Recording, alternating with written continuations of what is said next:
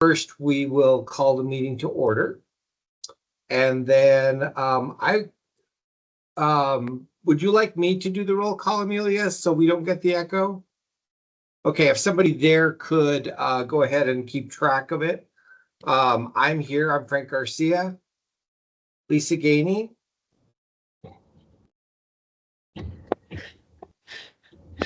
Say it again. Here. Supervisor Judy Begay. Here.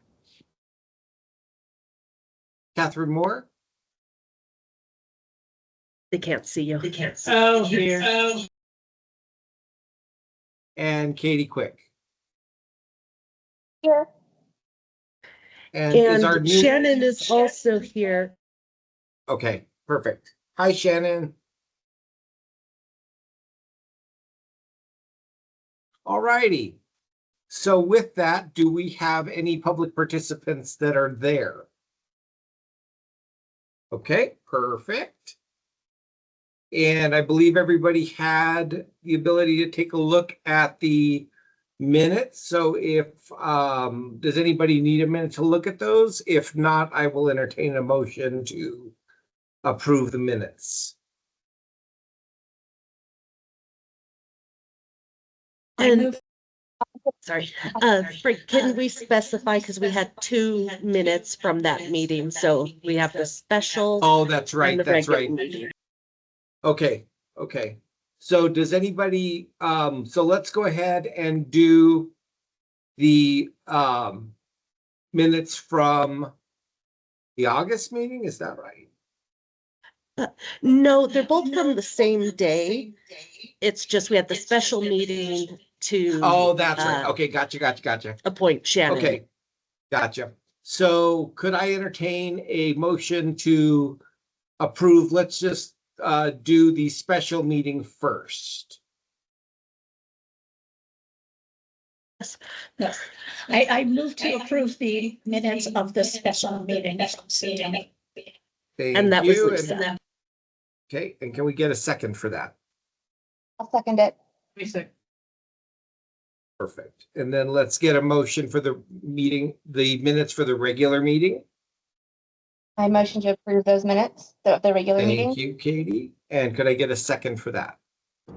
I'll second. Thank you.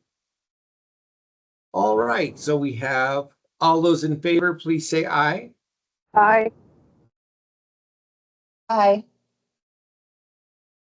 Any against? Hearing none, that motion passes. And communications and disclosures from board liaisons and staff. Do we have anything in that category? I don't think we do. I do. Let me try something. Does this make me less echoey? Yes. Okay. Yes. So I have one. The other person who was appointed to the Board of Supervisors, or by the Board of Supervisors to the library board, has still not done their oath of office and has been non-responsive to any follow-up.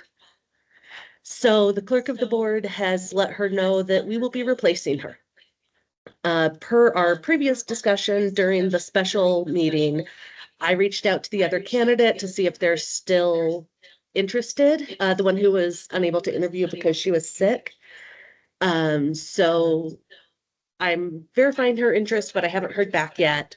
If we want to make a recommendation at the next Board of Supervisors meeting, that's November 12th. So we need to do it sometime in the next 2 weeks. However, we don't necessarily need to rush, as that appointment expires January 26th. So it might be better to go ahead and just kind of take our time and have them appointed after that. So they're just the new full appointment. So just kind of an FYI on that. Yeah, I would go ahead and say that for me, I would say waiting is the right thing to do. Oh. I just wanted to introduce Jennifer Stassinopoulos, who was able to join us at the meeting today.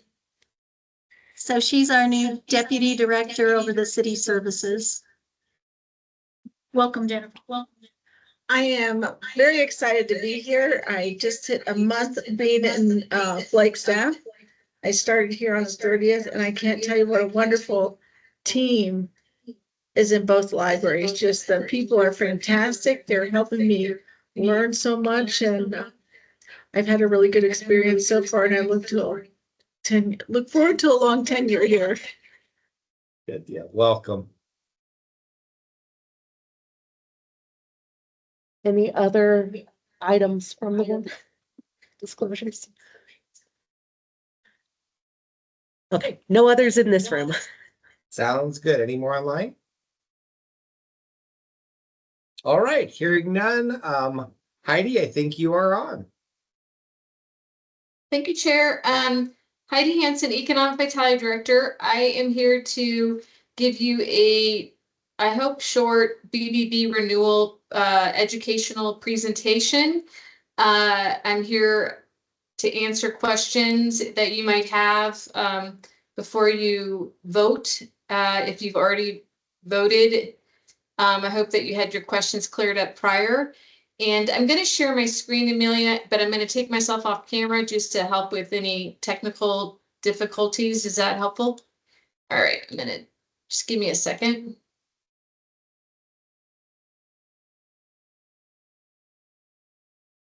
Sorry.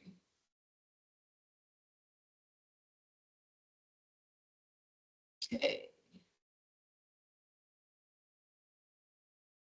Do you see my first slide?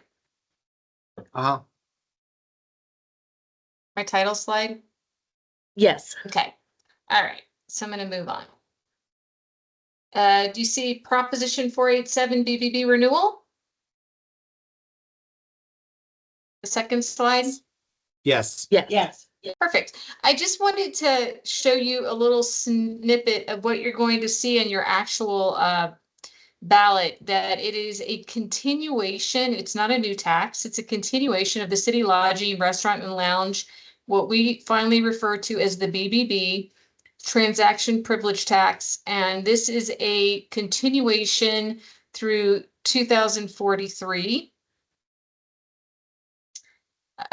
What is the BBB? It's a 2% tax paid at every hotel, motel, campground, short-term rental, restaurant, and bar in the city. And what's important to note about the BBB is 68% of this tax is paid by the visitor. So what services receive BBB funding? Parks and Recreation receives 33% of it, Tourism and Visitor Services 30%, Beautification 20%, Economic Development 9.5%, and Arts and Science 7.5%. And for Parks and Recreation and Space, to give you a little bit of what exactly is paid through the 33%, I should be on a Parks and Rec slide now, so I hope that I am. Basically, it pays for the development maintenance of our foots trails, our Flagstaff urban trail system. So if you ever hiked, biked, or walked on those or ran, it helps to develop parks and recreation facilities, open space, and programs. Give you an idea of facilities. When you think of facilities, you can think of something like the J. Lively Ice Rink. You can think of the Aquaplex. Facilities like that, the Joyce C. Montoya Center, things like that are actually maintained through this BBB tax. If your child has ever, or someone that you know has ever played on the Little League fields or the softball fields, the turf maintenance and field upkeep is paid through the BBB. We also help with 5 Flagstaff Unified School District school fields. We also, not only do we create parks when we have the ability to create a park, we actually pay for the playground equipment, upgrades, and maintenance. And then we partner on certain events, not all events. There's too many events in the city for the BBB to be able to partner on all, but for certain events like Winter Wonderland that happens in Heritage Square in downtown, of course, 4th of July, when you're talking about putting on, where we used to do fireworks, now we're doing more like a laser light show. Also, we participate with the New Year's Pine Cone Drop with the Weatherford. And then we sponsor sometimes some of the movies on the Square through the summer to continue to keep that flow of visitors and residents in the area. And then some of the money is going to a 5-year plan that we have for Parks and Recreation to look at planning and development of other parks and recreation.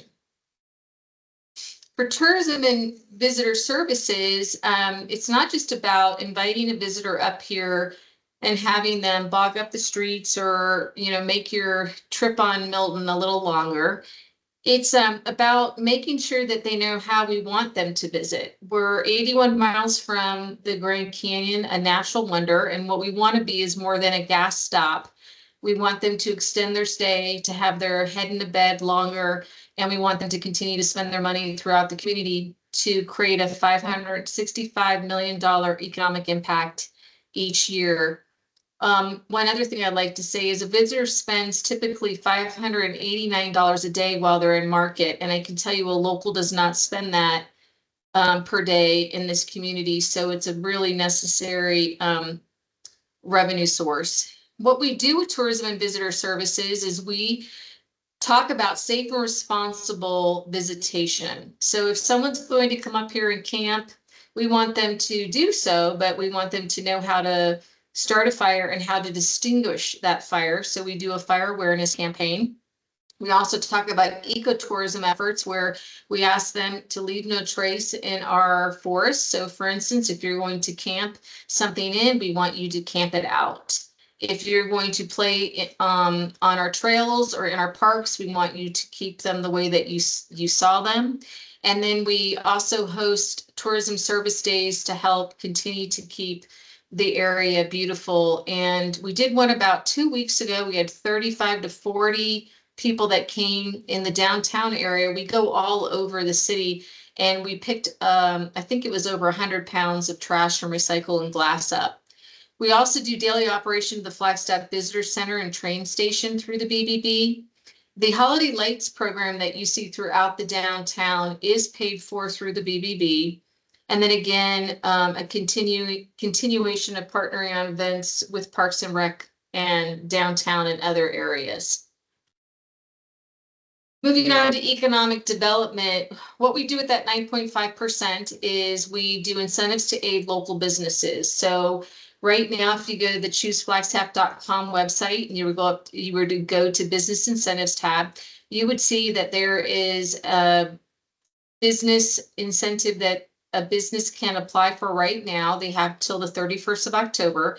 And what that does is a panel of people decide, what the need is and how to spread out the money.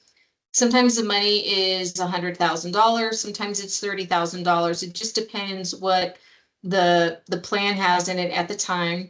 We have several different incentives throughout the year, and so we try to give a portion to each of those. So for instance, we might do something for entrepreneurs that are wanting to get into the incubator and accelerator up on Innovation Mesa to continue to take that dream to reality. We also do other business practices like a green business boot camp, where a business can go through this boot camp and learn how to do more sustainable business practices. And then we also do things like an Innovate Waste Challenge, where we encourage businesses that are already being very sustainable to show their sustainable ideas and actually hopefully win some money to put more into that idea. So these are some of the things that we do with economic development. Beautification Arts and Science, they do such a big deal out into their sector with their funds. With beautification, it's really important for someone to want to live here and for someone to want to visit here. You have to create a real sense of place. So it's really important for them to do streetscaping. I know that some people ask us, why do we wrap signal cabinets? Well, we do that to A, make the signal cabinet look better, and B, to showcase local artists' work. A lot of them use that to get more work with other groups and businesses. We also do the flower program that you see on 4th Street and through downtown. We continue to do landscaping. We create bike and pedestrian amenities. We do a lot of murals, and we also offer grants so that people can do their own projects. We award $400,000 to $500,000 a year through Creative Flagstaff to 45 plus art and science program people to, or program groups, to do what they want to help with operating special projects. We also partner on things like First Friday Art Walk, the new ArtX program that has happened, I think, just 2 years. And then we also continue to do things where we try to keep our sacred lands sacred, and we will put in different things into artwork into different parks. There's one that we just launched, the Liz Archuleta Park, where if you went over there, you'd see several art pieces that I think are pretty phenomenal. And it tells a story of not only the great art that comes out of what our culture is, but it tells a story sometimes just about the foundation of Flagstaff. So it's really terrific to see. If you have not voted yet, or let's say you have voted and you just never knew, right? All that is happening with the BBB tax funds, the 2%. Go to bbbrenewalflagstaff.com. It's a website that is active right now, and you can learn more. On the homepage, you're going to see the information I shared with you. You're going to also see up at the top these different tabs for the different programs that I just spoke about, and it gives you an even larger understanding of how each of those programs utilize those funds. And last but not least, to share with you today, every dollar. So for instance, we're, I think, at about $12.4 million with the BBB right now. All of that is reinvested back into this community to continue to bring you that programming. So that's what's really terrific about this fund, is that it is reinvested, and it's definitely managed through the city of Flagstaff. We have several accountants, and we get audited, and every dollar that is spent goes through a procurement and legal look before we're able to spend it. So if you have any questions for me, I would love to answer those. And I'm going to stop sharing my screen so that I can see if there are any hands up. Thank you. Thank you, Heidi. Do we have any questions from the group?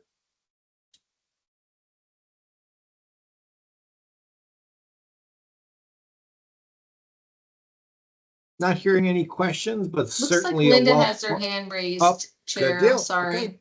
Nope, no worries. Yeah, mine's not really a question, but I was just gonna mention that it was beautification dollars that were used for the art components on the front entry plaza at the library. So that's another example of those dollars at work.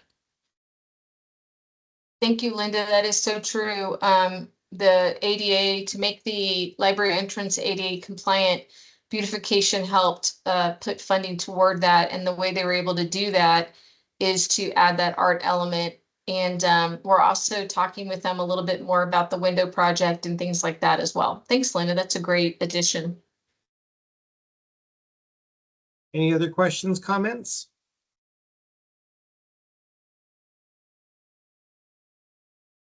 All right. Heidi, thank you so much.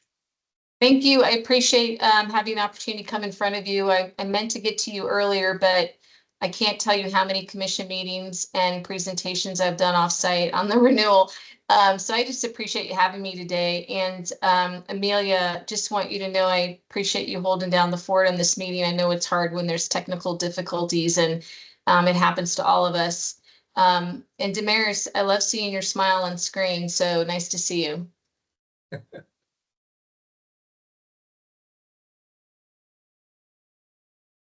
All right. So let's go ahead. It looks like the next thing on the agenda is Linda's director's report. Yes, I sneaked over here so that we wouldn't have all of that terrible echoing in the room for this. So just a few things I wanted to highlight from the report that you received in your packet. One is the Jessica Archer with the Pals Mobile, who you have seen present at the board meeting before, received some wonderful feedback from a family who had watched her online story times during the pandemic. She just received this feedback a couple of weeks ago. These kids knew her from watching those online story times, and you can see in your report that they said they watched a lot of her story times and they were a godsend. And then later the mom added, really, truly, they kept us sane. So I thought that was just some wonderful feedback and so meaningful to hear that from people. The library was really there for them in a time of great needs. Also, just was going to mention that the we're having some issues with the, believe it or not, the brand new ramp heating. So right now, the project manager who worked on this project has left and works for the Arizona Department of Transportation. But we have another project manager who is working with the contractor to see if we can get that issue resolved. Not sure exactly what's causing that, but it's a little bit concerning. So we hope we can get it resolved soon. The backup plan is if the contractor is not able or willing to do that, Facilities has already lined up a plumber to look at that for us. So that's that. On page 2, I also just wanted to point out, speaking of building needs for the downtown library, the facilities department for the city of Flagstaff has had a major review of all city-owned buildings done to identify maintenance needs. And so I did insert into this report the needs that were identified at the downtown library and the rankings that they received from the consultant. There are quite a few projects out there needing to be completed and quite a bit of deferred maintenance that needs to be done. So I don't know how fast we'll be able to accomplish some of these things for the library, but I do believe in this year's budget process, we're going to ask for some funding for the roofing, because for those of you who are here in person, you might have walked by and seen that some of our bookshelves are covered because we had leaking through the ceiling during the most recent rainstorms. So that's one we're going to identify. We do have funding to redo the windows for the library, but it's falling a little bit short of what we thought we were going to need. So we'll be taking a budget request for that as well. Katie, did you have a question? No, sorry, my toddler just came home and I realized I was on mute, not on mute. I'm so sorry. No. Oh, you're fine. I just didn't want to cut you off if you did. Another thing I wanted to highlight on the third page of the report, Starla, who many of you know from when she was helping with the library board meetings, did a lot of work coordinating a whole revamp of the East Flagstaff storage area. And there are some nice photos where you have a before and after. It's kind of like HGTV. It's really great what she was able to accomplish in organizing and cleaning up that space over there. And that's something that Starla does really well. She's done some projects at the downtown library as well. And then I also just wanted to mention some of the things the Forest Lakes Library is doing, which is also on this page 3. They're now offering after school hours, which I think is fantastic. They're going to be providing some homework help. And also kind of interesting, because it has been so hot in Phoenix, they're really experiencing huge crowds like they usually only have in the summer. But people are wanting to be in Forest Lakes and be away from that unseasonable heat that Phoenix has been having. And then the final thing I wanted to talk about, and afterwards I'll entertain any questions people have, is that we have been continuing to meet with the consultant who's studying the structure of the library district. And he's been doing a lot of work reviewing all of our documents, like our intergovernmental agreement. And then we have some nice graphics of how our budget process works and the organizational structure. So he's been studying those, and our team has been answering his questions as they come up. I also had a chance during the Arizona Library Leaders Summit last week to speak with some of the county librarians, one from Pinell County and one from Yavapai. And so I was able to learn a lot of information about how their districts are set up. And the Yavapai County librarian also said he'd be happy to talk with the consultant and answer any questions that he has. This particular county librarian seems to have a very good grasp of all of the Arizona statutes that pertain to free county library districts. So I think that could be really helpful. Those were the things I wanted to highlight out of the report, and I'll take questions on, anything I spoke about or anything else you read in there that you wanted to know more about.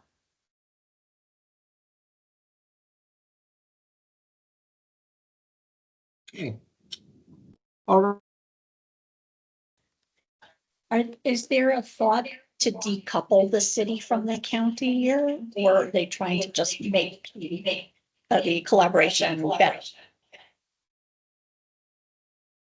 I think what we want to do is look at several alternatives. I mean, that could be one, that could be a possibility, but mostly we are interested in what is the best way to deliver services to the cities and the outlying areas of the county using these free library district funds. And so the hope is that this, well, it's not the hope, it's what we're asking of the consultant. We want the consultant to present us different options that we can consider and then come to agreement on what is the best path forward. So in a direct answer to your question, yeah, that's a possibility.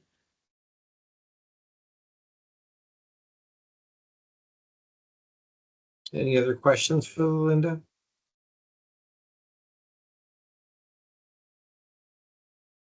Okay. All right. Thank you, Linda. Sorry, it took me a minute to unmute. Oh, Just, did you want to invite them to whatever it was Jessica had asked about inviting them to? Oh, yeah, the light parade with the Pals Mobile, is that what it was? Yeah, thank you for reminding me, Amelia. If any board members would like to participate in the parade, we are going to have the Pals Mobile in it, and we will send you the information on that. But we wanted to bring that up in the meeting and let you know a little ahead of time. Do you know the date, Amelia? I don't remember the date. It's Saturday, December 14th from 6 to 8 p.m. Thank you, Lauren. So anything else?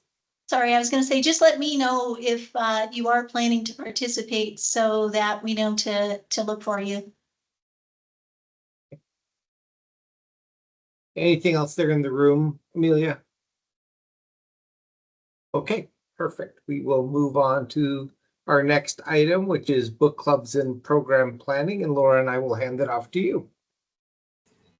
Thank you. I'm Lauren Clementino. I'm the reference supervisor here at the Downtown Library, and Mary Corcoran, who is our programming librarian, is also here with me. And thank you so much for having us today. I'm going to go ahead and share my screen. And we have a little PowerPoint to share with you. And hopefully you should be able to see it now. Let me know if you're having any issues. But we're just wanted to, oh, thank you, Heidi. Talk about the programming that we do, starting with our book clubs and how we do program planning, and then, answer any questions that you might have. So, all right, so first of all, our book clubs. So we've got several different book clubs that we offer here, and Mary and I will just give a quick recap of each one. And so the first on the list here is our original book club, which is the Thursday night book club. It had its 20th anniversary this year, so it's been around a long time.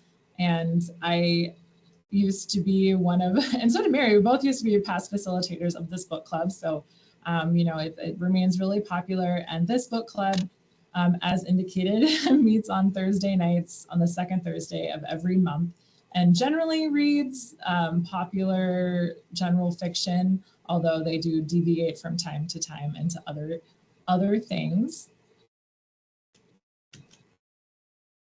And the next one is one of, this one launched a few years ago. We have a senior book club that also meets every month. This one on the third Monday of the month, and it meets at the Josie Montoya Senior and Community Center. So this is an offsite one that we do outreach into the community. And this one is run by our outreach specialist, Andrea Barantes.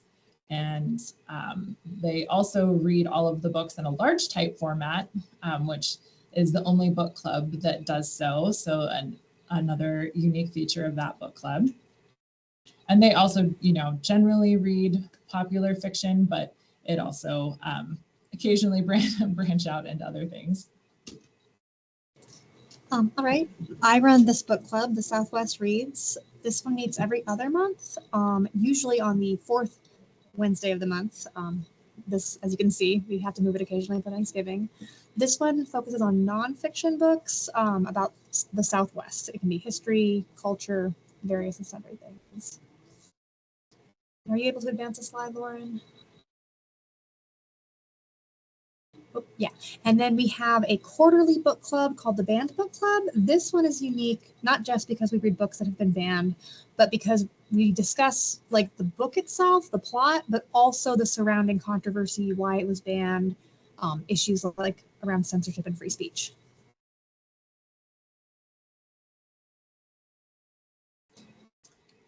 And one of our newest book clubs is the Poetry Book Club. There have only been 2 meetings so far as we were kind of establishing the club, but the popularity is gaining, and we're now going to hold this one every other month as well. So we just had one in October, and our next one will be in December. So we're excited about that. And this one is run by one of our library specialists, Reese Gritzmacher, who also runs the Thursday night book club.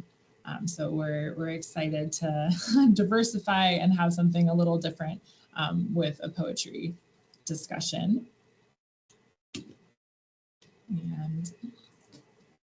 And then so those are all of the different book clubs we've got at the moment. And occasionally we hold, one-off discussions, like Mary just hosted one during the Science Festival. We had a special Science Festival book discussion. But one other important thing I wanted to note is that all of the books that we purchase for the discussions, we then create book club kits with, and these are for checkout for local community groups who want to host their own book discussions. So they've got 8 copies of the book plus discussion questions, an author bio, and some other resources that you could use to run your own book club in the community. And I also wanted to thank our friends of the library and Library Foundation who fund all of the books that we purchase for all of these book clubs. All right, so book clubs is a little bit of what we do programming wise, and then we have a lot of other recurring programs. And first is we have a lot of beginner technology classes. Right now, the last few years, we've run 2 sessions a year, a series in the spring and a series in the fall. And we are in the middle of one right now. And this started a few years ago with a grant that we got through the Public Library Association to fund a set of classroom computers and some other equipment that we use for the class, as well as provided a lot of the PowerPoints and other educational materials that we use for the teaching component. And this is also run by Reese Gritzmacher right now. And so just, you know, a lot of great intro level things. So if you know anybody who would be interested in these classes, you can sign up through our website. But there's been, the last few sessions were very successful, and some folks prefer learning in a classroom format.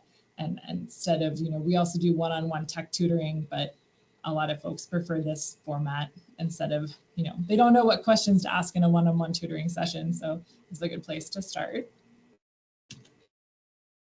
And we also do a game night once a month, and this switches back and forth on the first Wednesday of the month between the Downtown Library and the East Flagstaff Community Library. And this program is also run by our outreach specialist, Andrea.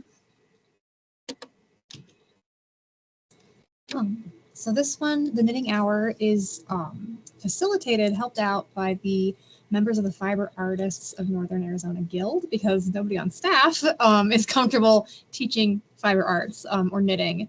But yeah, so basically 1 or 2 of their members will come. They will meet in the northwest corner and help people with knitting projects. It's been going for about, I think, almost a year, and it's been really good, really like cozy and welcoming. And then a program that I run is called Movie and Discussion. It's a monthly program on the 3rd Tuesday of each month, where we watch a short-ish movie, so an hour to 90 minutes, and then afterwards we'll discuss it. Oftentimes it's documentaries. This coming month in November, it'll actually be a classic movie, Rope, and we kind of discuss the themes and the ideas that are brought up in that movie.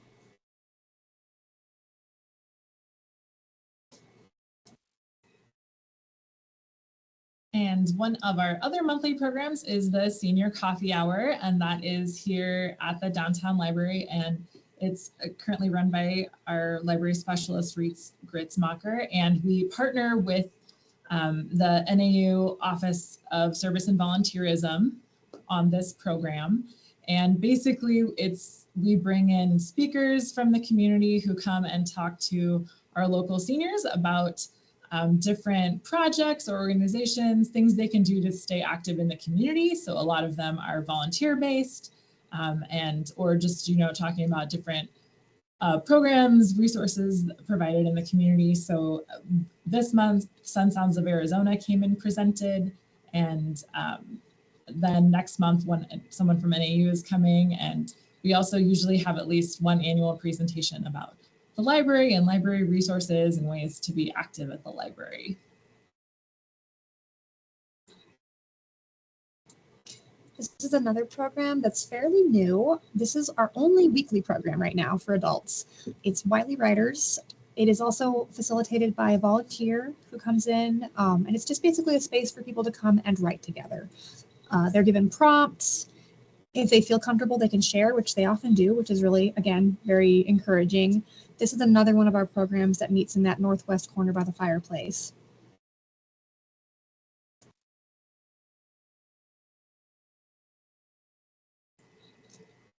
And so in addition to all the things that, you know, we do every month or every other month, we also do a lot of one-time programs. And so Mary's going to highlight a couple of the ones that we've got going on right now that she's planning. Yes. So we actually ran out of our folded book, Which Take and Make kits. We often have a monthly craft kit at the information desk, and they fly off the shelves like hotcakes. So this one was very popular. Another one that is going to happen this Friday is we're going to do a haunted library ghost tour, because our building is purportedly haunted. So this one's going to be kind of a combination library tour and theoretically a paranormal investigation. So it should be a lot of fun. The youth services department does an after hours haunted library program. So this is kind of the adult version of that. And then another one coming up next month, which is actually run by Mia from CMS, is do-it-yourself book repair. We are actually repeating this from spring, and we're hoping to do it every spring and every fall. So basically, Mia will show people how to repair their own books. It's actually much easier than people might think, and she's really good at presenting and going very slowly with people, and they can bring books that need repair.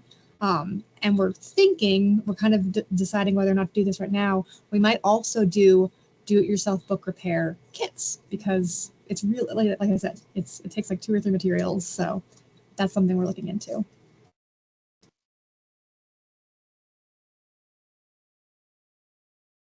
And just a plug for our events calendar. If you didn't know where to find it, if you go to our website, flagstaffpubliclibrary.org, there's a program and events tab, and then that's where you can find out about, get to our events calendar and see everything that we have going on. And you can also sign up for our weekly events email, which this little yellow bar is towards the bottom of our website. And then every Monday we email out a little events email with not just the reference staff planned programs, but also programs in youth services, as well as the East Flagstaff Community Library. And so that was a lot of what what we're already have planned. And now we'll go into a little bit about how we do our program planning. And so first off, Mary and I, a few years ago, after she was hired as the programming librarian, established our first ever programming plan. And so this is what we use to guide our programming decisions. So it establishes, the goals of what we're trying to do with programming, as well as sets measurement criteria so we can gauge how well our programs are going, and outlines considerations for new programs that we're thinking about planning or that the public have proposed that we plan, as well as set some program frequency targets and limits to make sure we're not doing too few or too many programs to hit, the optimal needs of the community and, staff time and resources. So we also do monthly programming meetings in our department that are separate from our normal reference meetings. So these always follow the same format. So first we look at incoming program proposals. These would be from the public. So you'll see a slide that shows people can actually propose programs. We consider them and decide if we'll move forward with them or pass on them. Then we review the programs that we've done each month, talk about how they did, whether or not we want to continue them, etc. Then we kind of discuss upcoming programs for the next few months, and also things that, whether that's a new program or if it's like a recurring program, anything we need to consider, like, if someone's gonna be out of town and they need coverage, or if it's moving to a different date because of a holiday, things like that. And then in our December monthly meeting, that is when we'll do our annual program evaluation of like the entire year. What went really well, how did different series go, recurring programs, new programs, kind of a retrospective.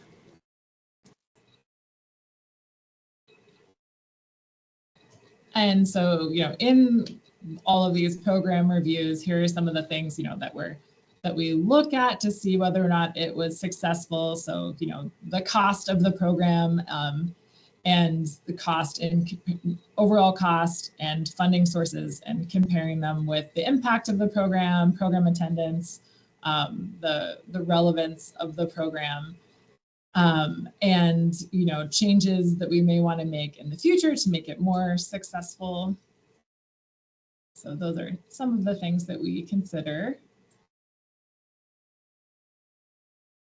And then this is what the public program proposal would look like for the public. So that slide that we showed us a few slides ago of our website, where you can see our calendar, at the bottom of that drop-down menu, it'll say program proposals. So if you know someone in public who is interested in giving a talk or something, they would click on that. It would bring them to a page that looks like this, and they fill it in and give us all the information that we then can review during our meetings to see if we want to go forward with the program or not.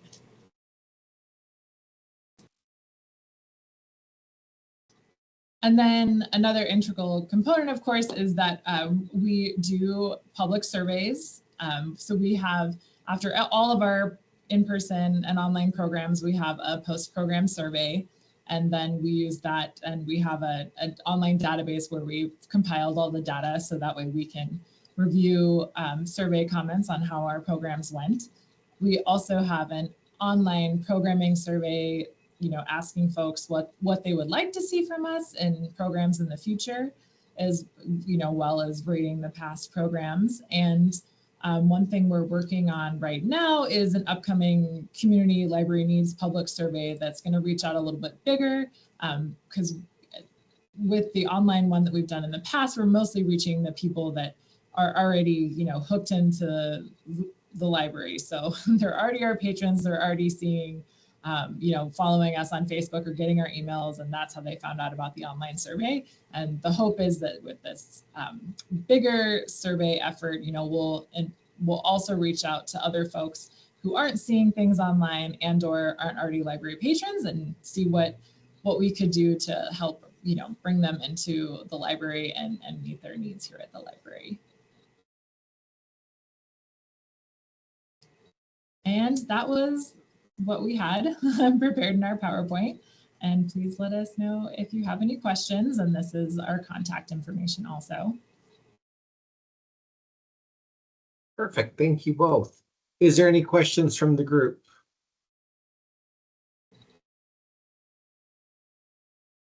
All right. Well, Okay. Thank you so much, everybody. Thank you both. We appreciate you. All right, and then on to action items. It looks like we've got a review and approval of the new archive policy. Is someone doing this item? I was going to, but considering the issue, Lauren, would you mind terribly? You're actually not echoing anymore, at least Yeah, not you're for not. me. Okay, then I will. So we came to understand that okay, go back.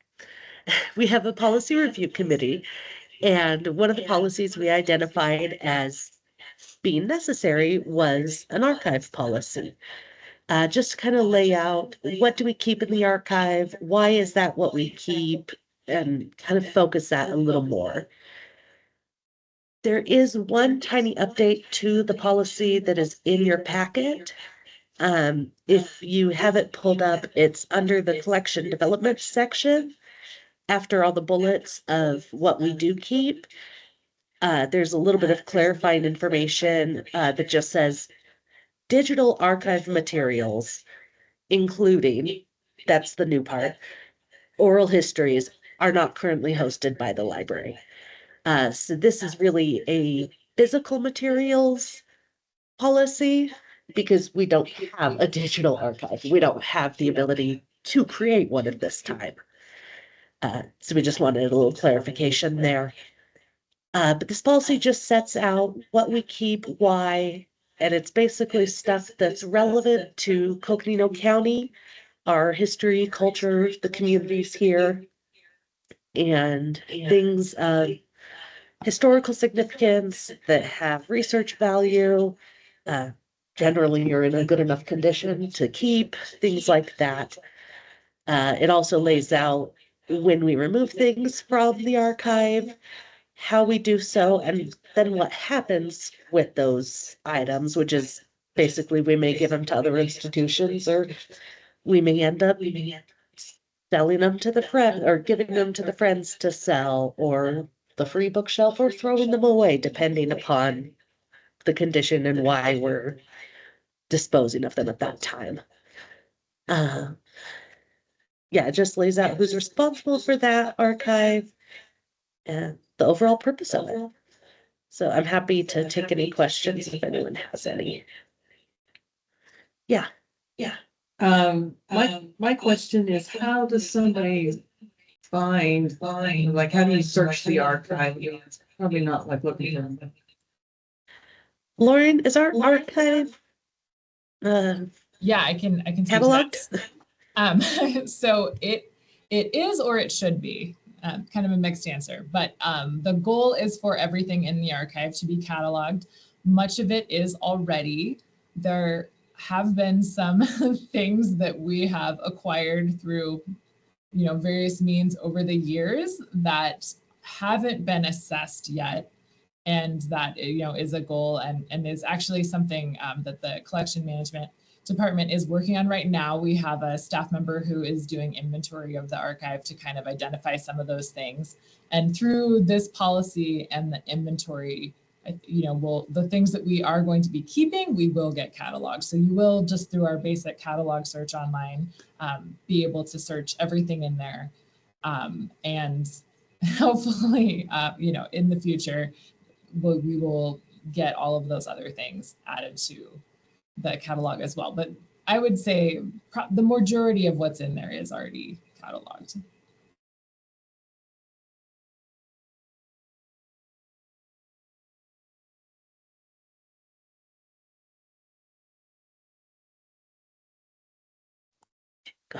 Question is, where is the archive? Just in the policy, it said you can't just go check it out yourself. Correct. Yeah, it is in a locked staff-only area. So if you're familiar with the back of the library, it's basically like from the conference room where you're sitting now.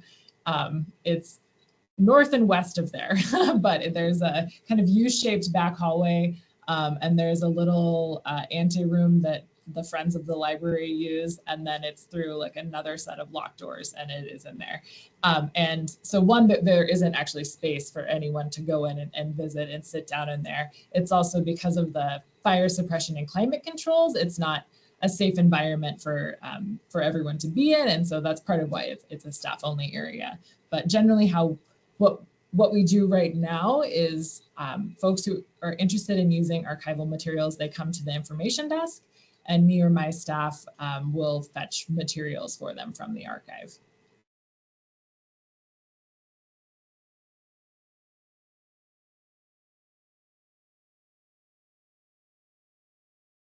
Let me unmute. Okay, anything from the group online?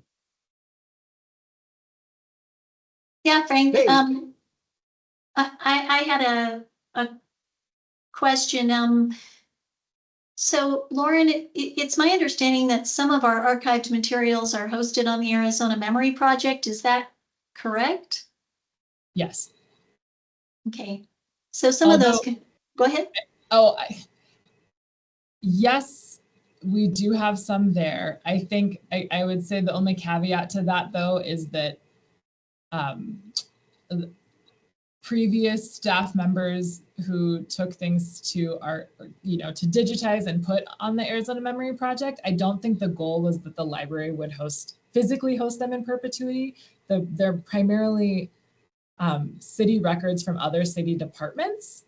And so now, as is outlined in the policy, the library may not be the best place to host those in perpetuity, and we or hope to give some of them back to other departments. The city has its own, warehouse to house these sorts of things. So some of them, like there are airport records and water records from those departments that are, although they are currently in the archive, I would like to give them back to other places in the city. Yeah, the only other thing I wanted to say was I just want to give a shout out to the Policy Update Committee for convening and getting this policy all put together and having great discussions to make sure that it fits what we're trying to accomplish really well.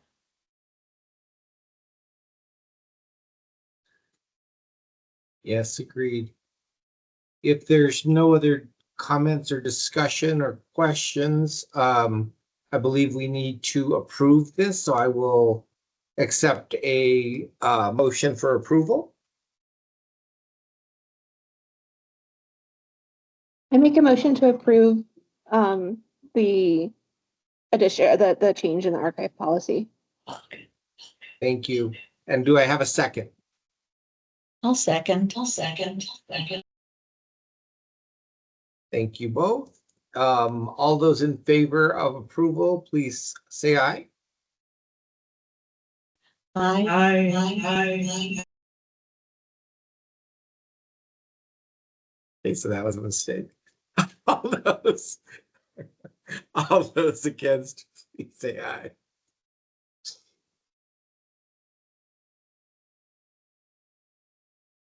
I think with that vote, we might have had more ayes than we have people on the committee. Okay, so that passes. And that brings us to our agenda for future meetings. We've got two things on the next meeting, the director's report and staff training with Felicia. And that meeting will be held on November 21st, 2024. All right. And with that, we'll go ahead and adjourn the meeting. And I hope to see you all in November. Thank you all. Thanks, Frank. Yep. Thank you. Thank y'all. Thank you.